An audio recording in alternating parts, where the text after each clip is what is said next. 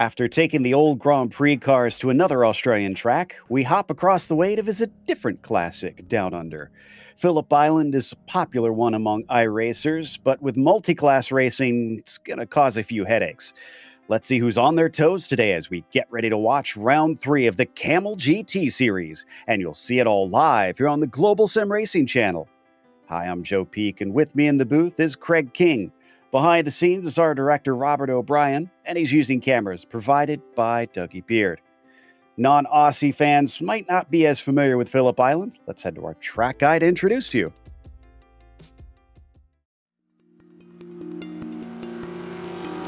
Welcome to Phillip Island. As the name implies, this track is located on a splotch of land off the south coast of Australia near Melbourne.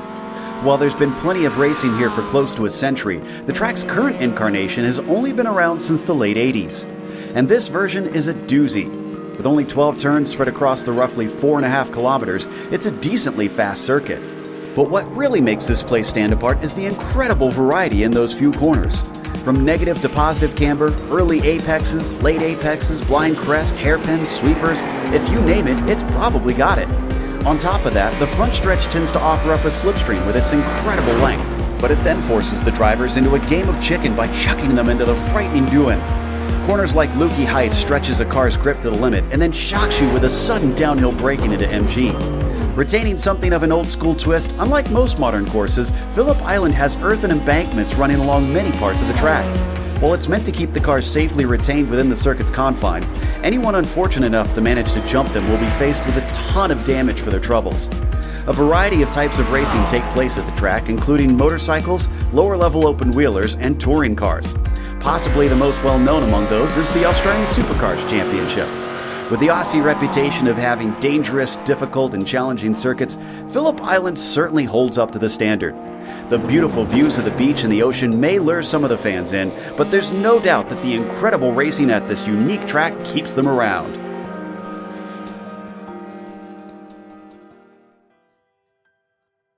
Well, with how technical this place is, I'm pretty sure it's going to put on a decent challenge, but it sounds like we've already seen some of the chaos in the previous races this week. Yeah, it's a track loved by many, Joe, but driven by few, and it's a tale of two halves, is Phillip Island. For downforce cars, it features lots of full-speed flowing corners, testing the limits of your downforce. But for GT cars, it's a test of your throttle control, your braking skills, and fighting any understeer if you look to get on throttle as early as you like. Now, despite not having a lot of heavy braking corners, drivers will have to take care of Honda and MG. They're two tough hairpins, with the braking happening downhill and after a crest, so drivers will have to compensate for the slope and brake earlier for the weight transfer. The important number here today, though, is 14. That's the delta difference between both classes. That tells you the story for both classes, for the multi-class story here. GTOs will want to track out on the exit of those long, sweeping corners. The GTPs will look for every chance to make those moves without losing the most time. So expect to see the GTOs try to take inside lines past these GTOs on the entry to corners, but will aim to overtake around the outside before the exit of a corner, or else we could see some chaos. And as Joe mentioned, something we have seen during the races earlier this week. A bigger grid this week. Traffic will be non-stop today. Traffic will start on lap 3 and it will not end from there until the end of the race. Yeah, I'm pretty sure we're going to see a lot of drivers having to scramble out there. Now, hasn't been as much of a scramble in the championship. Timothy Reed has taken the points lead and has been pretty consistent here at the start, taking a win, in fact, last time out at the brand new Aragon. Aaron Humphrey is a bit of one of the surprises. I shouldn't really say that because he's been up there in the points in recent seasons, but he's been continuing to be another consistent driver, basically just picking them up and making sure that he finishes with decent results, although we haven't seen him take a win yet. So when can he break that duck? Daniel Gomez tied with Fabian Jungbluth for the third position. Same thing down there between 3 different cars for 6th place. Mucanos, Bello, and Ruiz, as well as Sintes, Galindo, and Sanchez also tied for 9th place. So this will shake a lot of those up. Let's take a look at the GTO standings, though. Yeah, Javier Del Olmo takes the championship lead after last week, and he's still got Timothy Vaughan behind him, and those two could have some very interesting battles this week and this season. Ove Trangarade and Doug Cloud bring that up. Now, Topi Kortanemi is still there after his race at the Nordschleife, so look for him. And look for JD Rodriguez. That's a name that after last week, I think we could be seeing a lot more of. He's just sitting there tied with Tim Kennedy. Another driver who has had one race this season, Noel Lundberg, so he sits there in 8th. But a lot of names we're not used to seeing in the GTO field, but at the top it's still the same there with Javier Del Olmo. Absolutely. Now, for today's race, this is your standard format for this series. They do run most of them at this 40-minute length. It's open setup as always, and as we heard, there's a lot of fast corners that the drivers will probably want to keep some downforce in, and yet down the Gardner Straight, if you're not quick in a straight line, you're going to be a sitting duck. So let's see how they take that. No spare car if you wind up with damage.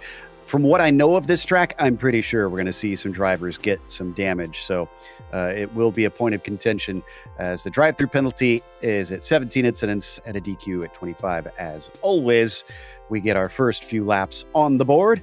Xavier Sanchez, coming off of a win earlier this morning, is going to try and back it up as he just missed out on it last time out at a home track. So we hop on down under.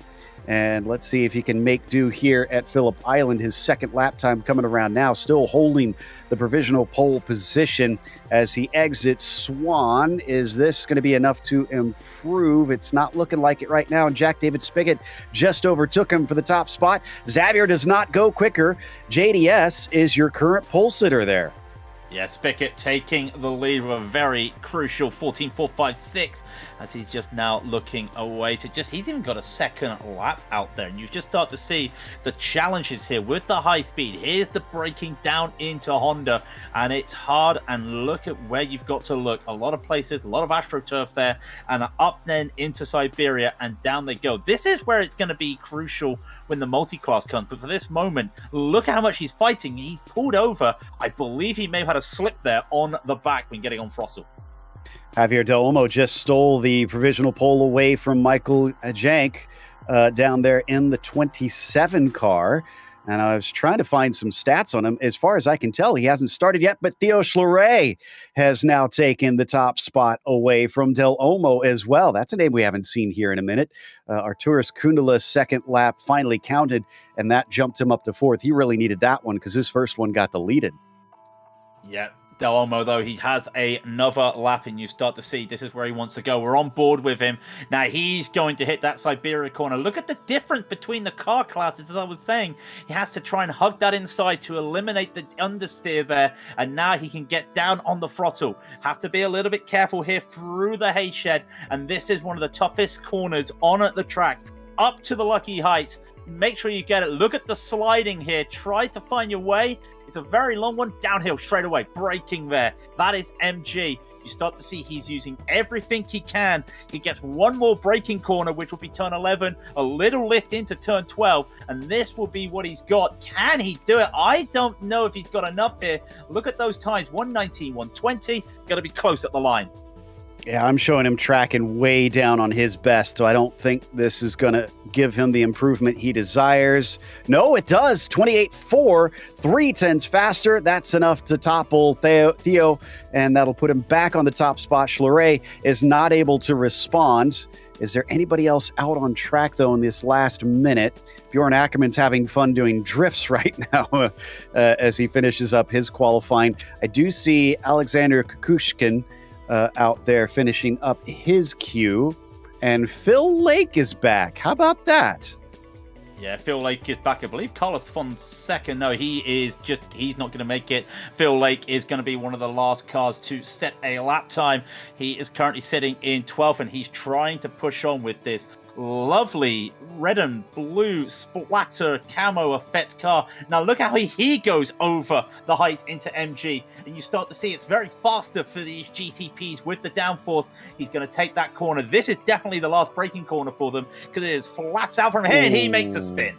And that's critical because he was looking good on that second lap here, and he is only down in 12th on the first lap. So that will delete his second attempt, and he won't get a third, as they only get those two.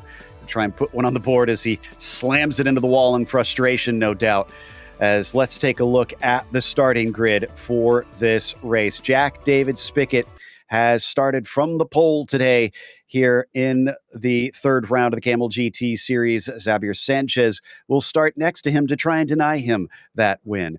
Timothy Reed will try and make it back-to-back wins there from third, as Farron Grau will start from fourth. Aaron Humphrey will be P5, and Gianluca Gabbiani will be sixth. And it's Brendan Lim in the seventh spot, followed by Javier Mascara P8, and Fabian Jungbluth in ninth. Shady Ahmad rounds out your top 10.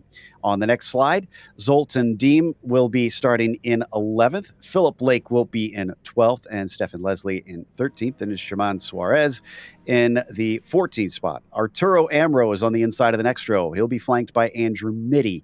Romain Bello will be 17th. Tim Yonk in the 18th spot.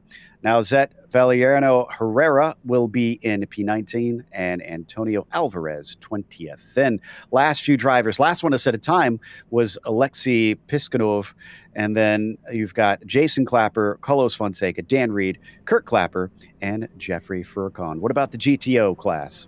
Well, everybody in the GTO set a time, and Javier Del Olmo was the fastest. He'll be alongside Theo Chalet in row 1. Then Michael Jank will be with Arturos Candelas in 4th, and Tim Kennedy will take 5th, with Ian Haycox there with a nice quiet P6. Keep eyes on him in the race. Timothy Vaughan will take 7th, and Cam Porter again with another impressive qualifying in 8th. Then David Lehman would be 9th, and Jamie Havel-Smith will be 10th. To the second page we go, and it's Pablo Rangel in 11th. Mickey Freisen will take 12th. Oren Laskin will be the unlucky 13th, and Robert Plumley with a 14th, not onto pace as we're used to for seeing him. Forbin Pollock will be 15th, and Fabian Bauermeister will take 16th. Niels Hoyt, 17th, and Mika Topola will take 18th. Then it's Bjorn Ackerman in 19th, Alexander Kukishin in 20th, and we do have one more page because Atalan Hark will be 21st. Jan Hedrick Ring will be 22nd, and Christopher Smith will be 23rd on a 49 car grid. Whew. And considering those lap times from the GTPs, yeah, they're going to be tripping over each other quickly. Now, track temperatures is usually what we talk about, but not when we're here at Phillip Island. This is a staple of this track, Craig. Look at the winds. It is right on the sea, literally right next to the beach here. Well, who wants to go on the beach today? I mean, they don't want to be in the beaches on the exit of that last corner, but it is another thing as well, because remember, this is Australia, so it is colder as well due to the fact that it is the winter time in Australia at the moment. That also plays into these tires and these track temps. But again, as I keep talking about, Joe, it's these numbers.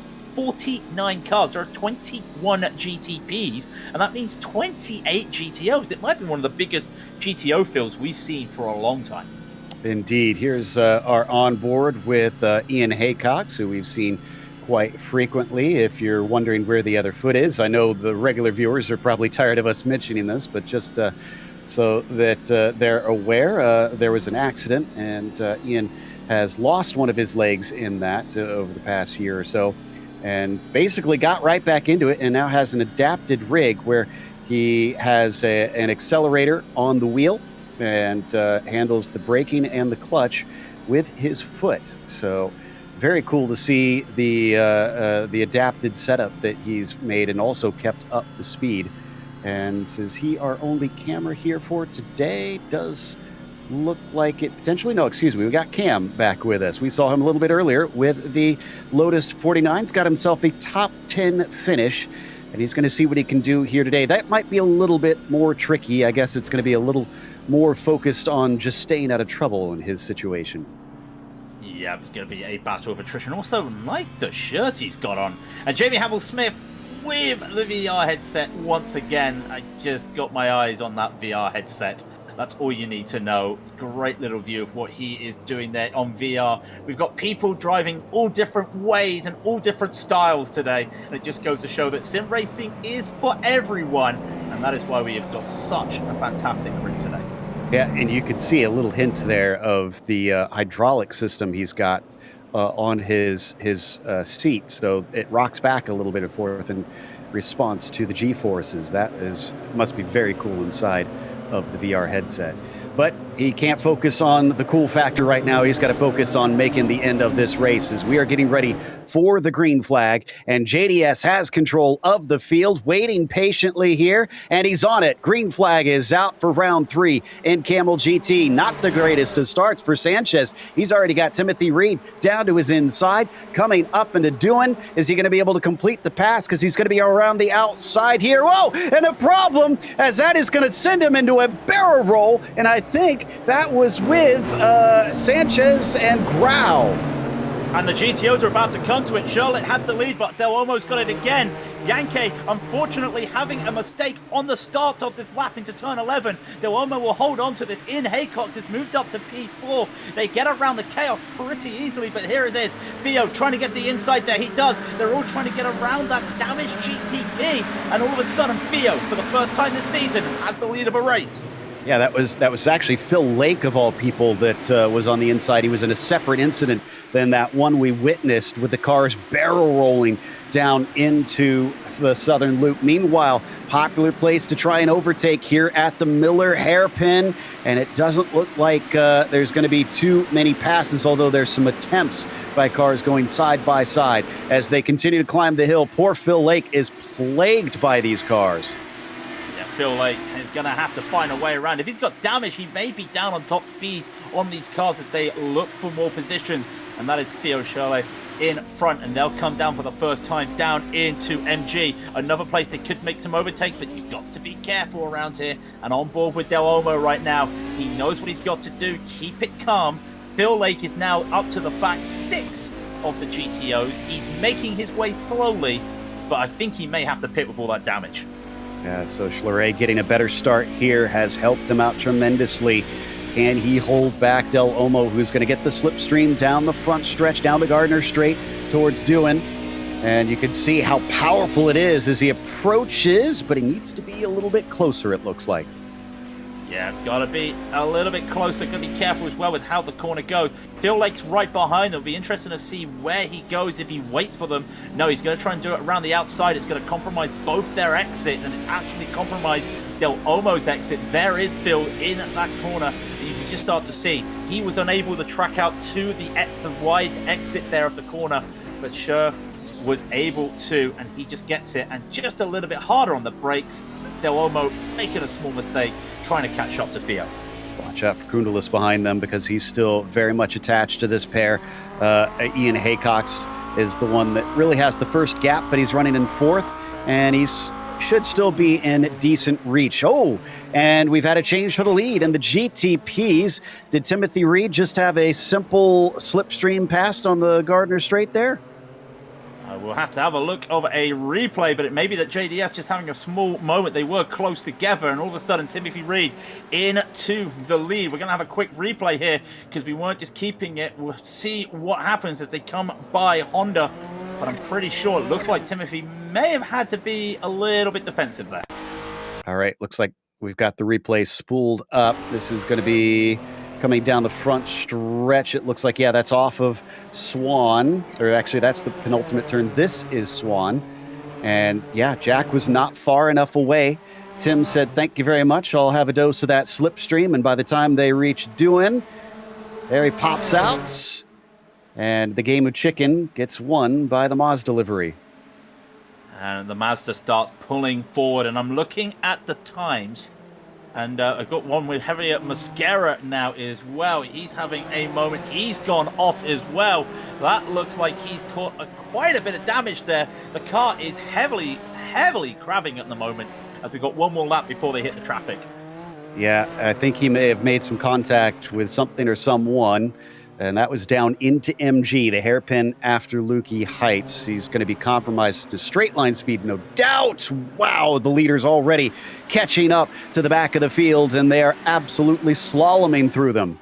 Yeah, having a little bit of miscommunication there with, that was Ring in the background there, that first GTO, and they'll start to go. They'll get a little bit of a breather, wait until maybe turn 11, before they hit the next set of traffic. You start to see that just bunched everybody up, and you've got to keep your eyes now behind them. Aaron Humphrey is only a second. Brendan Lim a second away from him. They're still there catching. We talk about traffic giving and traffic take it away. That is what we're going to be looking here. Down into MG they go. Another GTO there. That is Christopher Smith.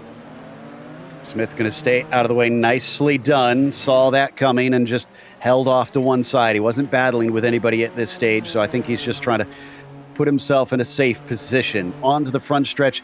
Definitely too far away, but let's stick with this because now they're coming up to a lot more of these GTOs. I think it's going to start getting exciting as Suarez is suddenly off the track between the last two corners. Not sure if he had some help there.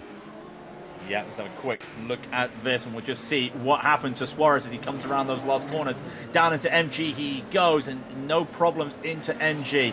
You've got the 33 of Leslie in front of him there. He's trying to go around the outside of a GTO. Is he going to get tapped by the GTO? He does.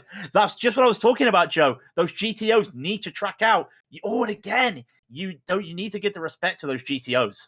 Someone got a big piece of it as well. Didn't quite see who it was, but Suarez definitely sent flailing in the air, unfortunately, by that one. As we come back to Shady Ahmad, who's got a whole slew of cars around him. That's Artur Amro in front of him, and Tim Yonk. They've also got Zoltan Deme behind him, along with Andrew Mitty. This is all for position just inside the top 10. Yeah, and look at it. They're not in the traffic at the moment. They are just pure fighting. Come to their first traffic right now, and it's going to be a GTO on the inside of MG, and that's going to bunch everybody up, and around they go. Now look at the line. He cannot go to that. The GTO is decisive and gets by finally, but look at the time he lost just with that one GTO just making that line. He's out of the slipstream of Arturo Amaro, and all of a sudden, big crash on the start straight. That is Alexander Kukushkin, unfortunately, thankfully off to one side. Everybody else is able to avoid him. Oh, but Zoltan Dem's got a problem. He's off in a very fast corner there, turn one, and he's going to have to cut the course to make it, but he's got to watch out. There's a big dip right there. He realizes it. Okay, just enough that he's able to slide down. And meanwhile, Theo Shirley, who was in the lead of the GTOs at one point, he's off as well. And I think that may have been assisted by another driver.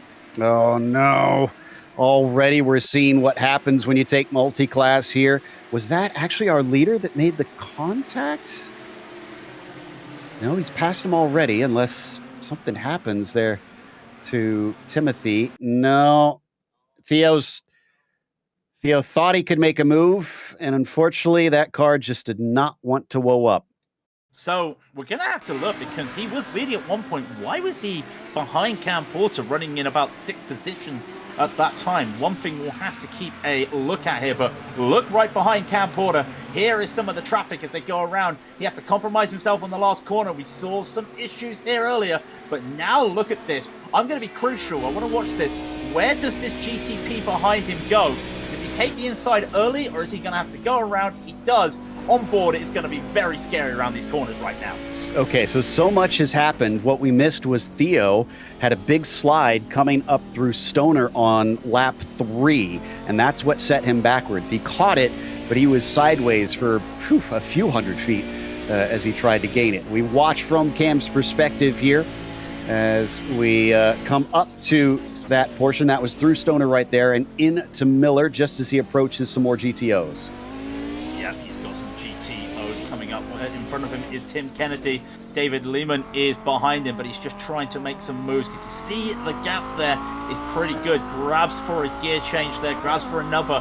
But all of a sudden, there is some GTP. Did I see a car off on the gravel there? Brendan Lim, who got hit, he started to spin, and Ian Haycox was behind him. We've talked frequently about how these GTOs get off the corner much easier and better than the GTPs, and this was a worst-case scenario for both of them.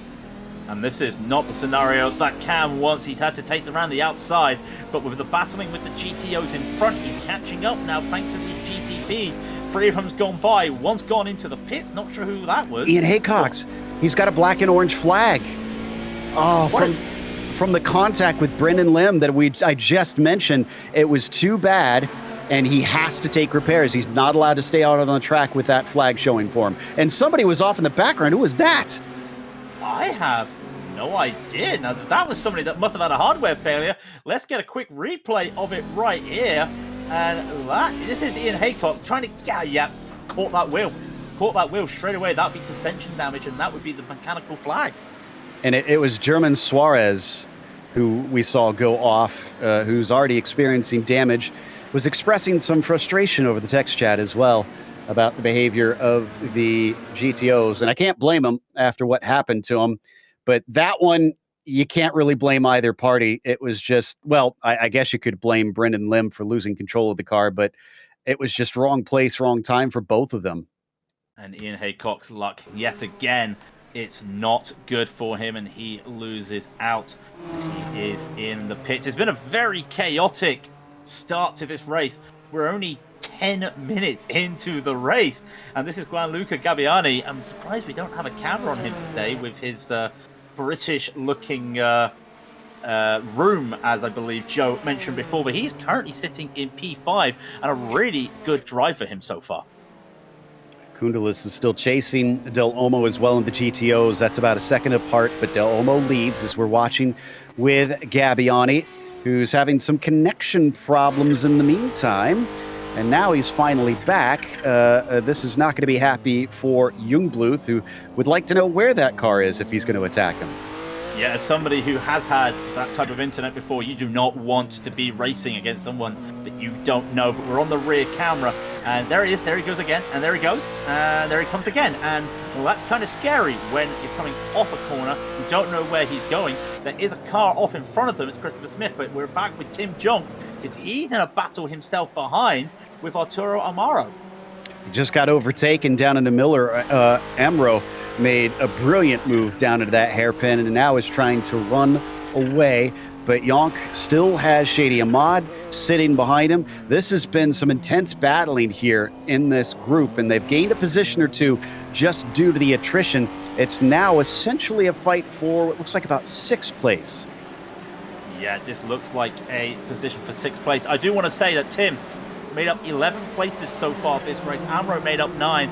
I talk about Dan making up 14, but we know he does not qualify. A little move here for Ahmad. He's going to pull over to one side. He's got such a run with that overhead camera. You can see it. Full speed they both go. And just like that, he holds onto it. Is there going to be a response from Junk around the southern loop? There is indeed some very nice, respectable racing by both drivers. Is the over-under open? It is for Shady, but that's going to be very tough to make the position. He's got the run, and he's got the speed. He's on the inside of this corner, but he's going to have to cover the inside of the next one, which he does immediately. Good heads up there by Shady. Saw that one happening behind him. Still more problems for Tim Yonk, who spins the tires up exiting, as well as locking them up on the way in. And now he's under threat from Andrew Mitty, who also tries the over-under here at Siberia. And he almost had it, but he had to check up. And this is just causing all kinds of problems because they've also got Dan Reed in there. Reed's trying to follow him through, but he's still side by side. Takes it in deep, maybe too deep. The car wiggles. He's going to hold on to it, and that's going to give him 9th place. He wants 8th, but he's not able to take it from Mitty down into MG. Great driving there from Dan to hold on to that car. He knew he was in trouble there. He had to try and get that corrected. I thought he was going to go off the track there. Went in really hot around the heights there, but he's able to hold on. He's got that position. He's slowly climbing up. Next car in front of him is Mitty. But for all this fighting, that's allowed Shady Ahmed to really take a gap now. And look at this, 4 cars in a line, 2 by 2. And Alvarez takes it. Bello will go as well with Clapper and Junk right behind. It's not going good for Tim. I wonder if he's got damage. I was just wondering the same thing. I don't see any from these camera angles we've got here. Whoa! Well, there's one back. That was Andrew Mitty that just speared off. And the appropriately liveried Camel car is going to have to try and back up and get back onto the circuit. So he will be 15th after all is said and done there. Yeah, 15th. He just lost the car a little bit, tried to get on the throttle and went straight into the grass where he lost it. And now look at this. Top 3 in the GTOs are pretty close together. Candelas is starting to catch up to Del Olmo there. That is lapped traffic they're coming by in the GTOs. I can't believe I'm saying that after 15 minutes. Yeah, so they're probably going to be lapping them more than just this once. And there is one win for Arturas Kundulis earlier this year. Took his first one in February. Can he make it another here today? He's going to have to beat Del Olmo to it. If he does, as he just stays off to the left-hand side, allowing Carlos Fonseca going by yet again. Looks like he's going to be able to clear them, but Herrera's not going to. He's going to cause all kinds of headache here. Yeah, unfortunately, Arturas could not turn in time. Herrera just could not get the throttle in and make that move. So he's going to be losing time now to Del Olmo. And now Cam Porter, he is, once again, a lot of GTPs around him. But he does have this battle with Tim Kennedy in front. He is looking to start pushing. He needs a little bit of help from the GTPs. And that's going to be tough because that will compromise him on the exit the final corner. He has to take a different line. That's Mosquera chasing Clapper, but that's not for position. Mosquera's a lap down or two, so he's trying to make up for lost time, and I think Clapper knows that. He allows him by. But Cam Porter, man, great job here. Up 3 since the start, and he's in the top 5. He's trying to chase on Tim Kennedy. Both are unfortunately having to deal with quite a bit of the GTPs. And was that our leader? Yes, that's Timothy Reed. Being held up behind Jeffrey Furcon, who's also trying to lap cars, but trying to be lapped by his own class at the same time. That's not how you really want to be meeting lap cars at the same time as having to be lapped yourself. And when it's 3 classes, it's more tricky, but when it's 2 classes, it's worse. That's a car off. That's Kurt Clapper just off there in the gravel we just saw on the right. But now Porter's got a little bit of a line here. The cheese block, as I like to call it, is starting to punch a hole. Can he catch up to Kennedy? We'll wait and see. There is a GTP behind them. That may influence what happens here to Cam. Around the outside, you'll see just shortly right here is Suarez managing to hold up, and that is how it's done. Porter getting a nice clean ability to turn in there, unlike what we saw with Candelas. Yeah, and we heard him talk earlier about just trying to run a good race in the 49s. I'm sure even more so here, not worrying about his own speed so much as just staying out of trouble and all the chaos that's unfolding around you. Some of that chaos has been Shady Ahmad losing a bunch of spots. He went off in the final turn at many, many miles an hour and eventually was able to find his way back on, but he's down to 11th. Well, make that 10th because he just made one of them back on Roman Bello. Meanwhile, checking in with Jamie Hamill-Smith here, currently running in 7th in the GTOs. He is also up 3 spots. In fact, a lot of these drivers in the top 10 have gained 3 since the start. This is always interesting to me. Doing the VR headset and an H-pattern shifter, I guess you do have the muscle memory of where it is, but you have no way of looking to make sure you're putting it in the right gear. Yeah, I would be a little bit confused. I mean, as well, because with no offense, Joe, it's an American-style gear shift here. It's on the right. I'm used to it being on the left. That would confuse me even more. But as you start to see, he's just going around there trying to catch up to Lehman with traffic in his way as they come by. Just trying to see what he can do elsewhere around. I was seeing Aaron Humphrey has lost a couple positions to Youngblood and Gabbiani after a mistake at Honda. But this battle here, look how close he gets now. Real nice clean lines. A little bit of a slide there for Hamill-Smith. The goggly eyes, though, are not moving, which is probably a good sign if they're not moving. Yeah, that means he's not having to frantically look around himself and just focus forward. To be fair, I will come back with the reasoning that a lot of people do with Americans in the metric system. Most of the rest of the world is on the right side there, so that's normal. Oh my word, look at the battles in front of Hamill-Smith there. I was going to plead the 5th there for a moment in American terms, but you start to see, well, they're having their little battle. We're seeing more battles happening around them. That is one of the fastest corners of the track, and when you've got 2 wide, it is so hard, and this is the battle. It's Dan Reed continuing to make up moves with Amaro with him, and I believe with them as well.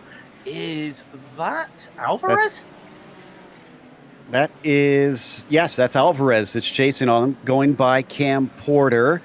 who's going to stay off to the side. Nicely done, considering how tricky it is through that back and forth section.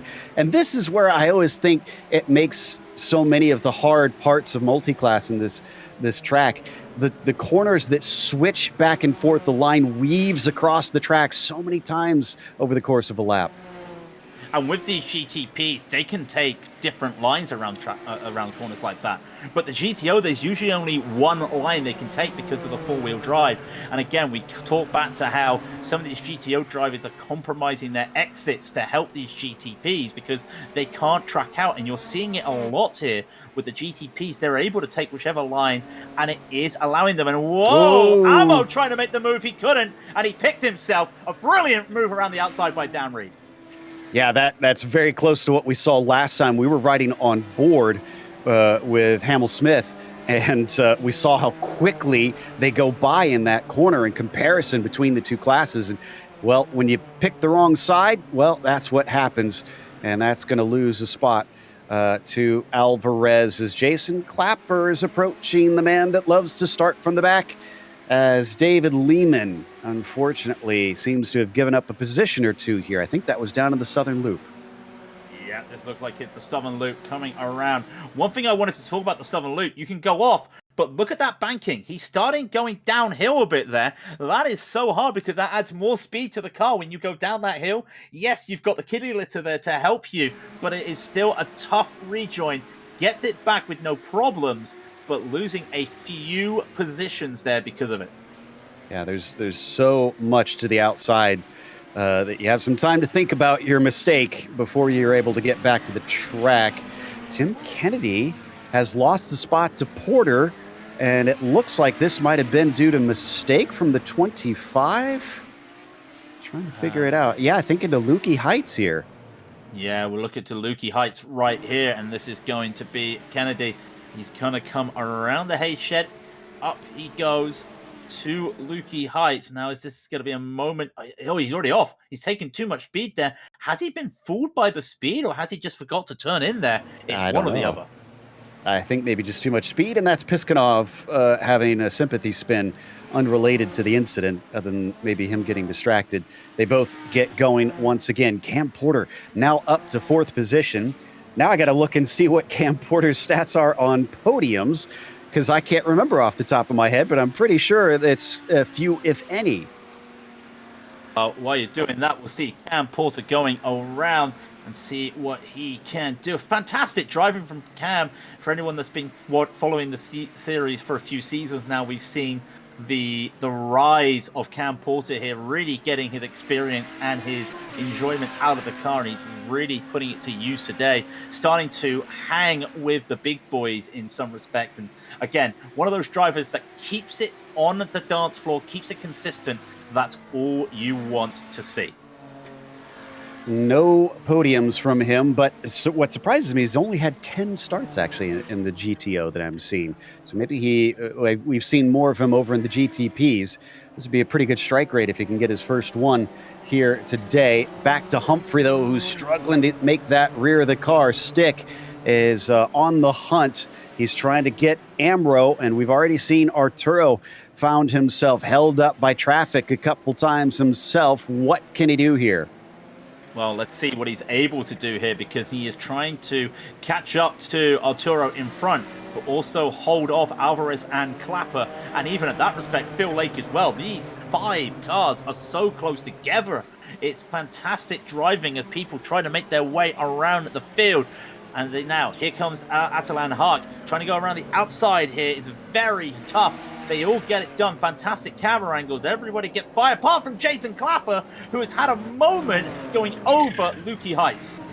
Facing the wrong way, and he's going to have the space to turn it around at least.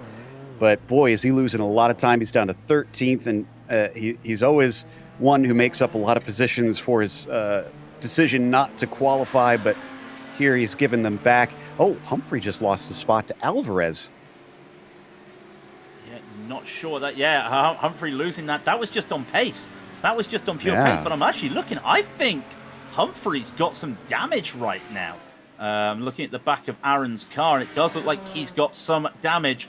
So that is one as well. And actually, Amro's just had a moment as well. But we're keeping eyes on Tim Kennedy because he is in this battle with Cam Porter. It's a very crucial battle, not just for those championship points, but also just for the bragging rights. For the pride, no doubt, as Porter's perhaps as high as we've seen him before in this series, in the GTOs at least. He's going to try, I'm sure, to get that podium position, but first he's got to hold off Kennedy and then catch Vaughn, who is way up ahead as they come down through the southern loop. And this is where he could be under threat because Kennedy's going to get a nice tow, and they've got that great passing opportunity into Miller. Yeah, let's see what he is able to do with this, using the downforce, or is downforce there for the car. Braking hard, declines to go for the move here. But maybe, look how close he is right now. Is he setting himself up for MG? It could be very interesting when he gets around there. What he's got to do right now is stay with Cam and maybe just try to almost spook Cam into making a move as they go over Lukey Heights. Humphrey just had a moment, and now Phil Lake has taken advantage of it. Look at that. He has snuck his way far back up through the field after his opening incident. That's going to get him 7th. We definitely need a replay of this one because Amro also got through as they went 3 wide with the lap traffic to make that one happen. But poor Aaron Humphrey tried to pick the right way and unfortunately chose poorly. Yeah, I believe it was just a little case of mistake there from the GTO cars and the Audi there, just tracking out the wrong time, and now Humphrey is in a bit of a struggle. It looks like he's got damage. He's going to be down on top speed a little bit, but with the way they came around that little hay shed corner there, he's able to keep by. Phil Lake now starting to pull it away. Down he goes. What a drive that is from Phil Lake, by the way. Yes, it will show him at positive positions. He may be +4, but look how many tough places he's had to make just to get back after that first lap incident. And he's up to +5 now that he's made that pass. So update here as he crosses the line. Nicely done by Phil Lake. Now I think we have that replay of that pass. Here it is. Watch carefully as Humphrey is, is this? Okay, yes. So this is setting it up. It's going to be down into the southern loop, and they're just coming off the final corner here. So watch ahead of him.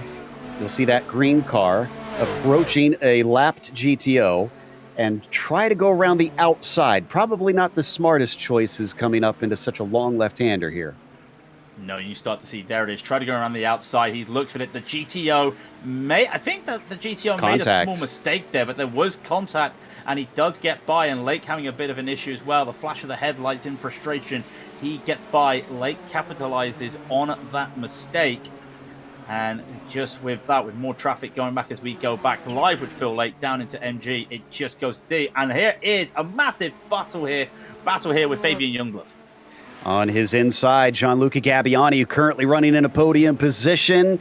That's the advantageous spot. He's going to hold him off for now. Covers him down into the southern loop as well, defending on his way into there. German Suarez, lapped vehicle up ahead in the same class as well. So will he let them by politely? He's going to pull off the racing line, and there they go through. Pulled off the racing line. There's going to be a mistake from Gabbiani, because just as he comes off the racing line, Gabbiani's trying to go around him, and Suarez hits the brakes to let them by, to slow down and let them by. It caught Gabbiani off there. I'm surprised he managed to hold on to that, because Youngblood went wide as well. We're on board now with Fabian as they look to go down into turn 7, up to the hay shed they go for the 22nd time this race. And you start to see he's unable to make a catch at the moment, but he's now there, hard on the brakes. He's using that ability. Can he get on the throttle without sliding the tires? That will allow him to get some time. It will. GTO's up ahead. What line do they take? Gabbiani's going to hesitate to the inside. Fabian has to join him. The outside's going to be tough. They're going to split him and through the middle, and Youngblood's got the advantage. That sends him by, but the job is not done yet. They're still side by side coming up into doing, and once again, Gabbiani's got the inside line. This time he's going to have to be more aggressive. No, he's not willing to cover him off. He couldn't get a nose ahead, and indeed, Youngblood will finish the pass. Around the outside, flat out at Duhan. That takes a lot of commitment by both drivers, and Fabian, using that ability, he knows that Gianluca has to track out a little bit, because that's the way the corner works. You sacrifice your exit of Duhan to set up the Southern Loop, and Fabian just had the right position, and he's now able to pull away. He keeps hold of that P3. He's +6 for the day. And what else is going to happen, because traffic is still there? Yeah, Gianluca just spinning those tires up cost him, though. He's now about 1.5 seconds behind, unfortunately. Oh, Phil Lake just got another one. Alvarez now overtaken by the number 10, down through Miller hairpin, and off he goes to set off after Dan Reed to think, maybe I can score myself a top 5 today. He's got 10 minutes to do it. He's got 10 minutes to do it. It's going to be tough, though, with Dan Reed constantly making time up ahead of him, a couple cars ahead of him as well. Alvarez as well making up some fantastic moves. Check this out. Dan Reed did not qualify. Started 24th, now 5th. Alvarez started 20th, now 6th. Lake started 12th, is now 7th, but we kind of know what that is, that they will flip the position next time by. Just goes to show, though, that this has been a battle of attrition, and some of the cars who had slower qualifying doesn't mean they're slow drivers, but they've been able to use that race pace. I mean, if Lake theoretically has come from the very back of the field, because he had that incident right at the start and even had to overtake GTOs to get into it. As we check in on Cam Porter, has to give way to the GTP trying to go by.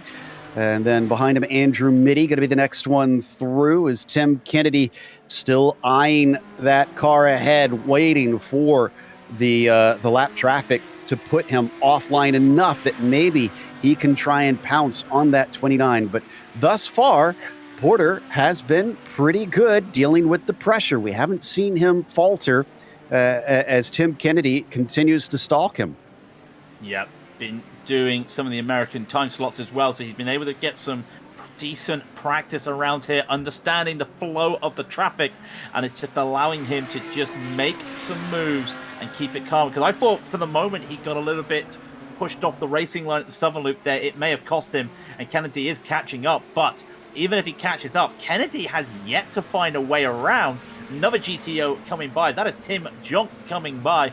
Not going to affect any of them. But the next car behind them will be an issue, because there's been no blue flag for Stephanie Leslie, that GTP that just got caught in the camera. Cam Porter so close to a potential 4th place here. If you've watched these broadcasts, any of the vintage broadcasts, you know how soft-spoken he is, and his racing is just as polite. He is very much a gentleman racer out there in the modesty sense. But it looks like Tim Kennedy is going to force him to have to steal up and get a little bit aggressive if he wants to hold on to this. He's going to have to play some defense now.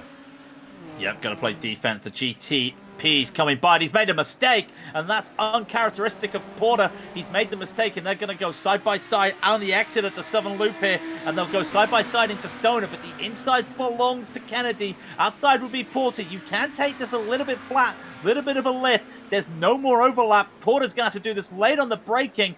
Has he overdone it? I think Kennedy may get the over-under. No, blocked off by Porter.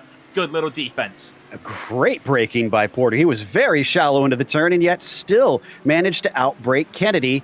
And now Kennedy spins up the rear tires a little bit. Well, I guess all the tires since it's 4-wheel drive, and loses some time. Oh, man, Lake is already on Reed. He caught him extremely quickly. He was 3 seconds back. Traffic had to have played a part in this. Yeah, traffic's going to play a part. A 1:18.7 last lap for Reed and a 1:16.6 for Lake. And now Phil is on this for a top 5. I didn't think we'd be talking about it, but what a drive this is. You can save the whole replay and just watch it back. It has been textbook recovery from Phil, and he is on it. There's going to be loads of lap traffic up ahead. Oh, but no! A spin from Phil Lake. Oh, he catches it. He catches it, and he carries on, hasn't lost the position. He'll stay in 6th. Brilliant handwork there on the wheel by Phil Lake to keep that car from going completely around.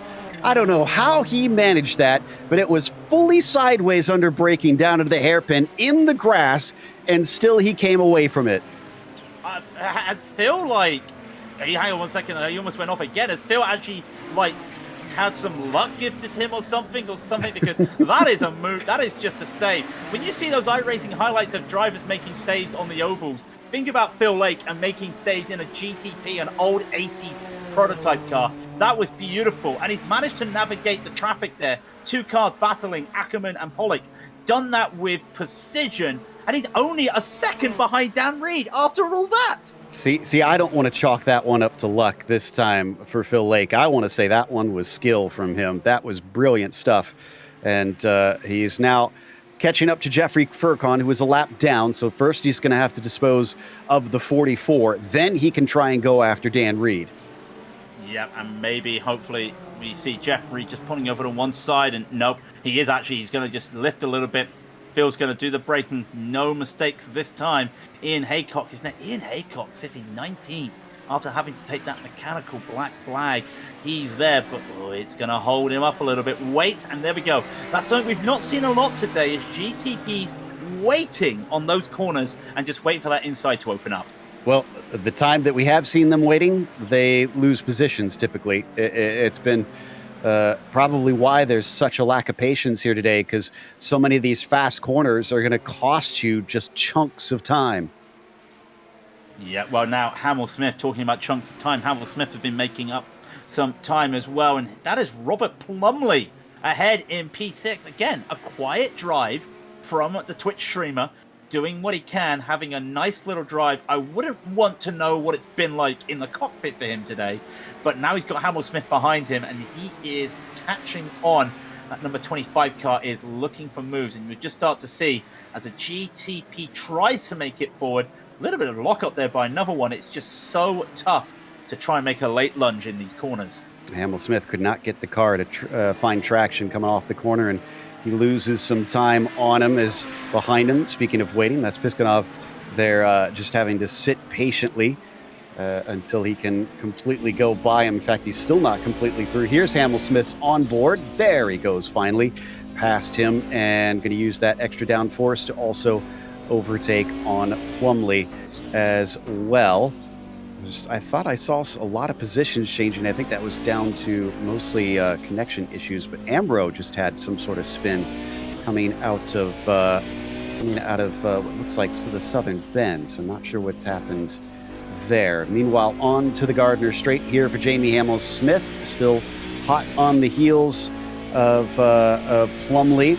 Way ahead of it all, Timothy Reed leads overall in the prototypes by about 10 seconds. He's lapped more than half of his own class. He has been really picking them up and putting them down here today. Yeah, and I'll tell you what's interesting is he controls the fate of a lot of drivers here, because they could go an extra lap here today. They could go 32 laps. It could be 31 laps. They're on lap 29 at the moment. You see 250 left in the race. Anything can happen, but he controls the pace right now. If he gets held up by traffic, we could be going 31 laps. If he gets some clean running, we could be going 32. And you just see up ahead, he gets past Ackerman with no problem. He's got some GTPs to lap, but it looks pretty like he is going to keep this going. Would not be surprised if we go that extra lap today. I think it's going to depend on traffic, because that could vary it up significantly as they go back past Kukushkin, who spun off the course there on his own. Another lapped car in his own GTP class as he goes on by. Jack David Spigot, not much of a response today, unfortunately, although Jack has impressed with his speed lately. A second place, I think, is still going to help him in the championship, but we'll need Jack to take that extra step soon to try and get some wins here in the Nissans. He's kind of knocking on the door lately. Yeah, he is almost like the bridesmaid at the moment. I'll tell you who's not the bridesmaid. I'll tell you the person that's going to storm the doors down in the church. It's Phillip Lake. He's up to 5th. He's made that move. I believe Reed had a moment. So Phillip Lake is now +7 officially on the day.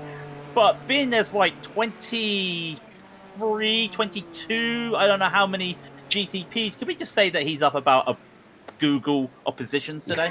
Yeah, pretty much. The way he's had to run this race. Across the line, it's 2 to go. It is definitely 2 to go. It was 1:20 left when Timothy Reed hit the timing line, unless he really, really slows it down, which he could if he wanted to. He could make this 1 lap fewer, but we'll see what he chooses. If he's having too hard of a time to try and add that extra lap on and decides to slow it up, as we watch Phil Lake carry on in his top 5 position. It's going to be 9 seconds up to Gianluca Gabbiani, who sadly is looking like he will not score his first podium in the series in the GTPs this race. So I doubt also Lake will be able to catch up to that 26 car. No, but we know Cam Porter, he may not be able to make a podium himself, but he's still got a battle on his hands, as he will start, I believe he gets 1 lap to go himself, and he's now going to be holding off Tim Kennedy on this last lap. A GTP goes around, that's Alvarez. It's going to be tough with Kennedy right behind. I believe Kennedy did make a move last lap. I think there's still 2 to go, because Reed's just coming around right now, and they're too far ahead to be caught by him. So, yeah, they should still have what is about 1 3/4 laps at this stage. Across the line with about 4 seconds left on the clock, Timothy Reed gets the white flag. We are officially 1 to go now. We're 1 to go, but I don't think Cam and Kennedy's going to get caught by him anytime soon. This could be another lap for them to go, and there you see the leader there and back onto this battle, and so close it is. Kennedy trying to find some places, but trying to close up that corner just stops his momentum on the exit. And now another GTP coming by. That is Furcon right behind. He waits. He understands the significance of this battle. He's not going to go for anything crazy. He realizes the opportunity now. This opens up a window for Kennedy, but Porter's allowed to say no, and he stops it. As they come out of MG, now is when they're going to get that white flag themselves. So 1 more lap needing to defend for Cam Porter to try and get a 4th place. I think this may be his best finish of the series in the GTOs, if he can just keep in it here. Meanwhile, Timothy Reed coming out of the final few corners. He's still got that handy gap. He didn't have to slow down. He didn't want to slow down. He was full tilt all day, and it's going to be back-to-back wins for the number 3 car. Almost getting caught by Hamill Smith there, because Jamie did not want to do another position lap there. He's happy enough with where he's come. Great result from Reed, going from P3 to P2. And Jack Davies Fickett, JDF is going to take another P2. He's so close. What more does he need to try and get that victory? I think eventually, if he keeps that up, he might be able to nab one. Fabian Jungbluth adding to his tally of podiums. He's been racking up over the years in this series. He's even got himself a couple wins over the years, and that is going to put him into the podium. Del Olmo coming in behind them, getting ready to take the win down in the GTOs, looking to add to his tally of championships. He's been racking those up and certainly claiming a number of wins as he has here today. Meanwhile, Porter, who we have been watching, Kunderlis, by the way, as well, getting himself another podium there in 2nd, and Vaughn follows him in 3rd. But what about Cam Porter over Tim Kennedy? Oh, he's getting held up a little bit here. He's going to be able to try and duck to the inside as the 37 stays out of the way. Let's hope he's got enough speed here to the finish. The slipstream's going to be able to help Kennedy. I don't think it's enough. It's going to be close as they approach the line, and no, he can't make it. Porter will claim 4th. Well earned, sir, as that brings us to a break now here on the Global Sim Racing Channel. We'll come back with the official results as well as driver interviews, so stick around.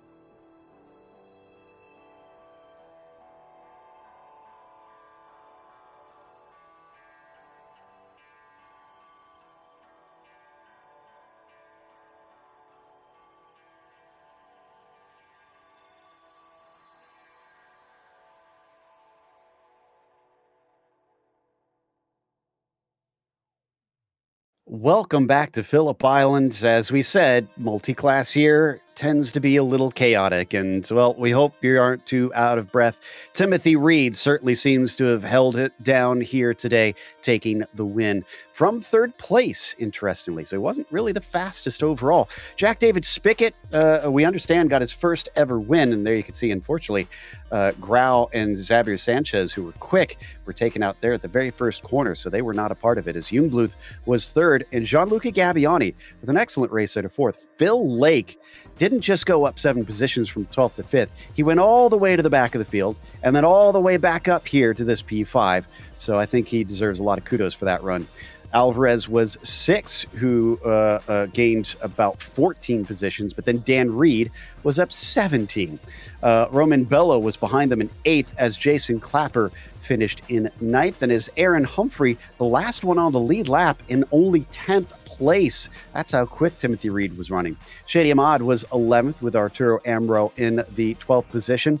Then it was Tim Yonk in 13th, followed by Carlos Fonseca in 14th, and Zoltan Deme in the 15th position. Alexei Piskunov will be in 16th, followed by Jeffrey Furcon in 17th, the last one lap down.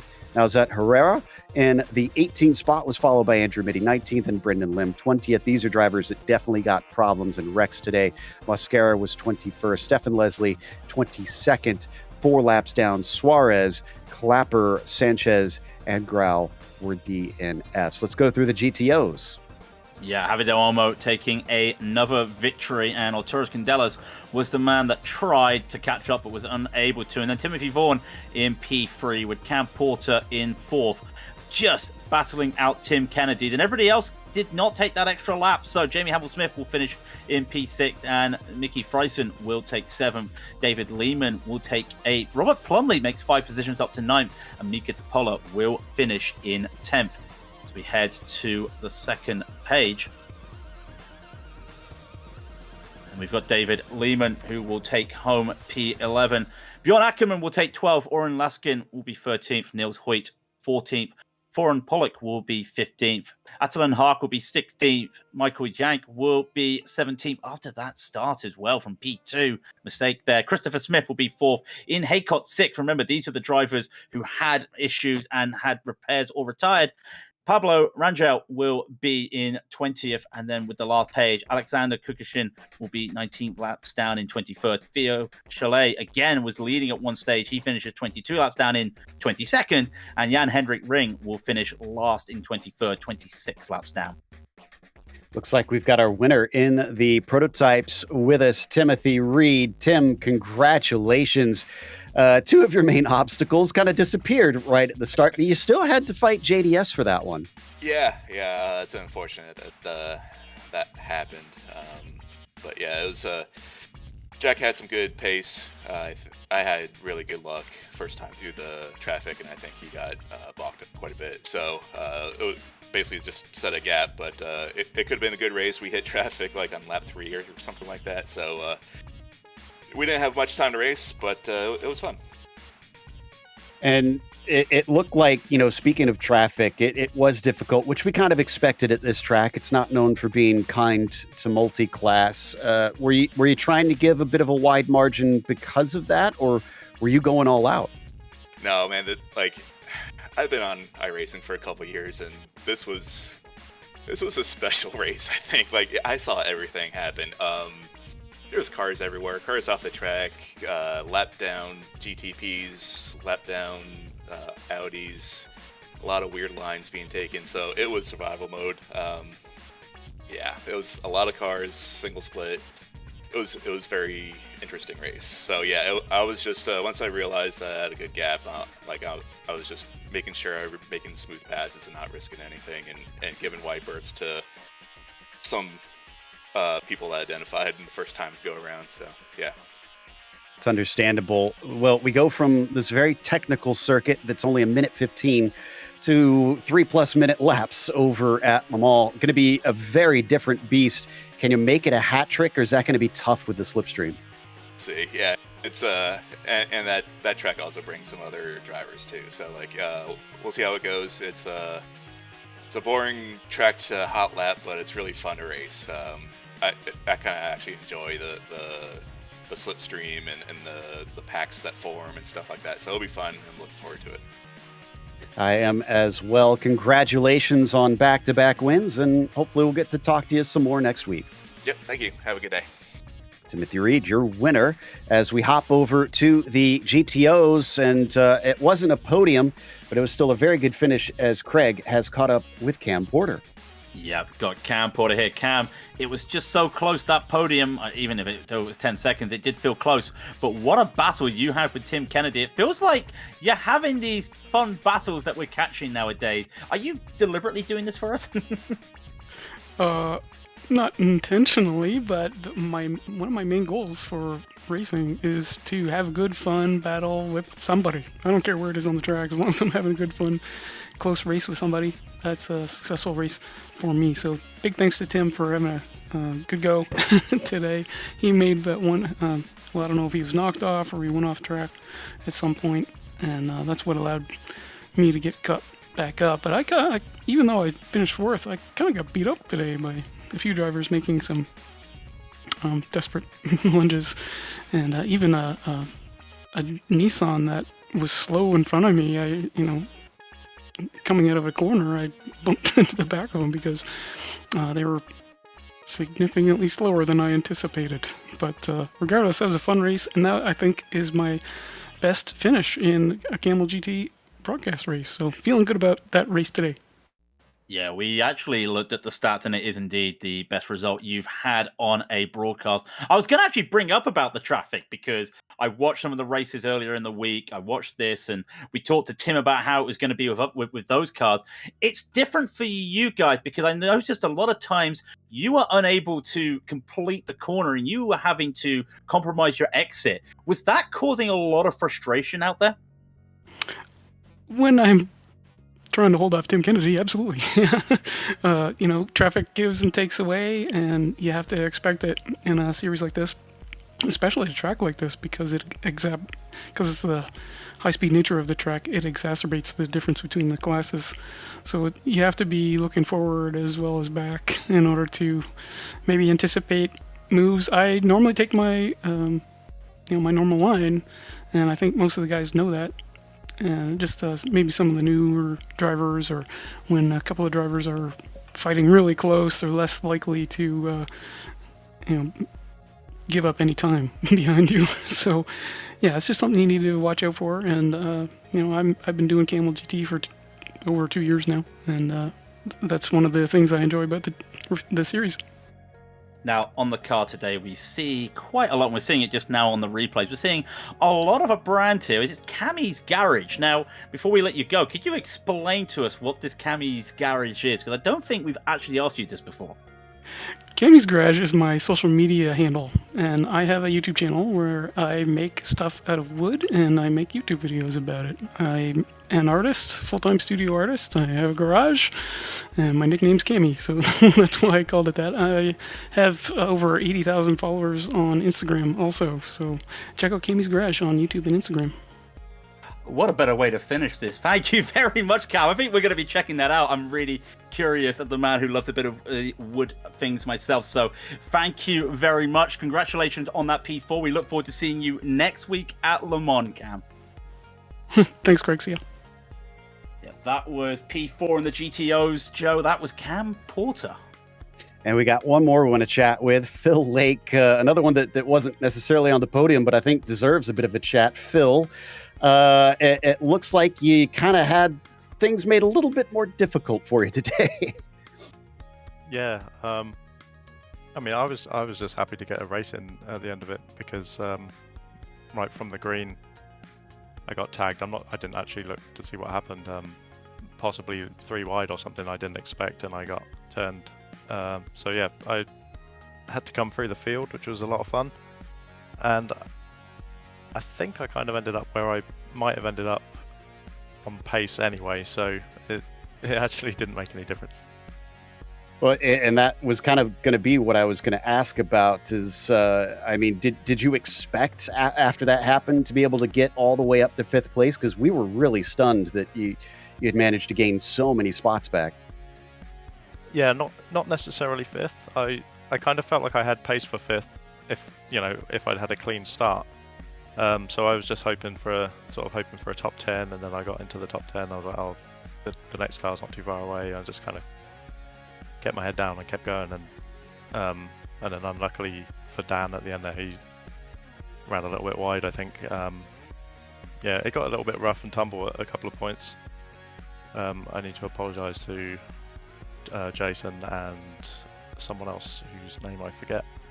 I think I pushed someone off, and I definitely hit Jason. I went up his inside, and then there was an Audi on the inside of both of us, and I thought there was room for the three of us, but there wasn't. So that was my bad. Well, I'm sure there'll be chats to be had, and you guys are used to that in Camel. The one thing I do want to know, you had a moment coming down into the Miller hairpin where the car didn't really take a traditional line, and yet you didn't lose a single position. Talk to us about that, because I loved that save.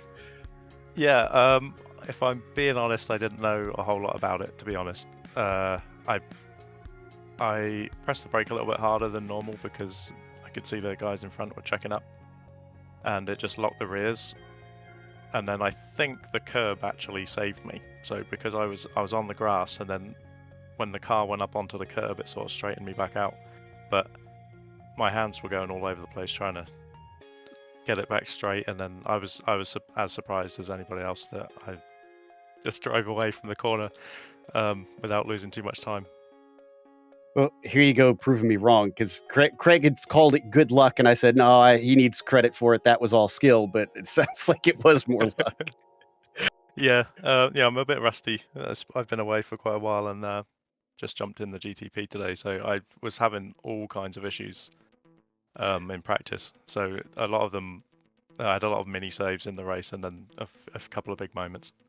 Well, if fifth place is rusty, I'd hate to see what happens when you're on your game. So congratulations on the top 5, and we'll see if we get to chat with you some more in the future. Thanks, Joe. That was Phil Lake finishing 5th here today, having a lot of fun getting back in the car, it seems.